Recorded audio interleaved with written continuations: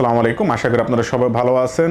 আজকে যে বিষয়ে আলোচনা করব, আগের বিয়ে গোপন রেখে বিয়ে করা যাবে কিনা। অনেকে কাজও বেশি বিবরেশন করতে চান অথবা বিয়ে করতে চান, এসে বলে যে আমি কুমারী, আমার আগে বিয়ে হয় নাই, যে বা আগের বিভিন্ন বিয়ের তথ্য সম্পর্কে আপনার গোপন রাখে।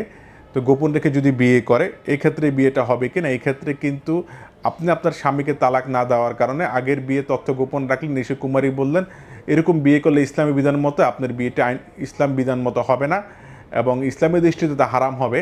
একই ক্ষেত্রে আইনগতভাবে এই বিয়ে গ্রহণযোগ্য না, বাতিল হিসাবে গণ্য হবে।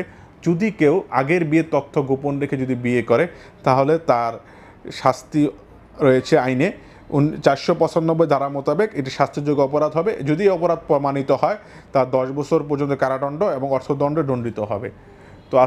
তো সেই ক্ষেত্রে কোনো মতে আগের তথ্য গোপন করা যাবে না। আপনার অবশ্যই বিবাহ রেজিস্ট্রেশন করার সঠিক তথ্য দিবেন এবং আইনসম্মতভাবে বিবাহটি সম্পূর্ণ করবেন। তো সবার কাছে অনুরোধ রইল। তো এখনও যারা আমাদের ইউটিউব চ্যানেল সাবস্ক্রাইব করেননি, ইউটিউব চ্যানেল সাবস্ক্রাইব করে পাশে থাকা বেল আইকনটি প্রেস করে দিবেন, যাতে সবার আগে নিত্য নতুন ভিডিও আপনার কাছে পৌঁছে যায়। আল্লাহ হাফেজ। আসসালামু আলাইকুম রহমতুল্লাহ।